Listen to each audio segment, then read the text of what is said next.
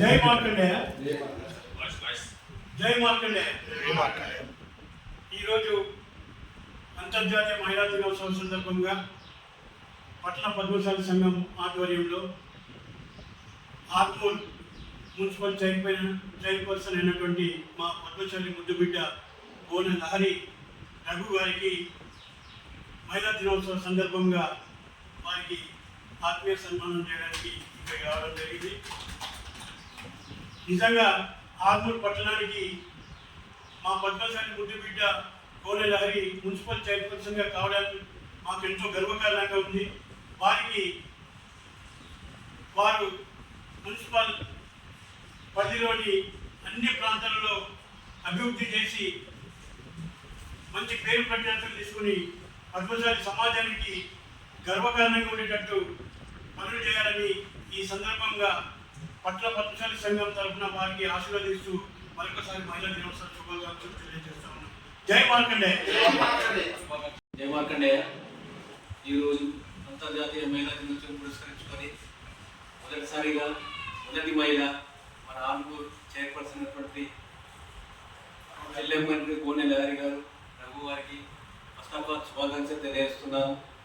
ఇటువంటి ధైర్య సాహసాలు చేస్తేనే రాజకీయంలోకి వచ్చిండ్రు. ఇటువంటి అభివృద్ధి చేస్తాన్ని తన సంకల్పం ఉంటేనే రాజకీయంలోకి వచ్చిన ఒక మహిళగా వీరనారిగా ఇంకా ఎదగాలని మేము కోరుకుంటున్నాము. ఆర్మూర్ పట్టణ పద్మశాలి సంఘం నుంచి దీనికి అందరూ సహాయ సహకారాలు వెంటనే ఉంటాము. జై మార్కండేయ. మహిళా దినోత్సవం శుభాకాంక్షలు. జై మార్కండేయ. ఎన్ని బాధలొచ్చిన నీకు చిరునవ్వుతో చిదిమేసేవే, గుండె గాయమైన నొప్పిని ముని పంటితో అదివేస్తావే, బంధాలకు బాధ్యత నేర్పినవే అందాల హరివిల్. జై మార్కండేయ. జై మార్కండేయ. ఈరోజు అంతర్జాతీయ మహిళా దినోత్సవం సందర్భంగా పట్టణ పద్మశాలి సంఘం తరఫున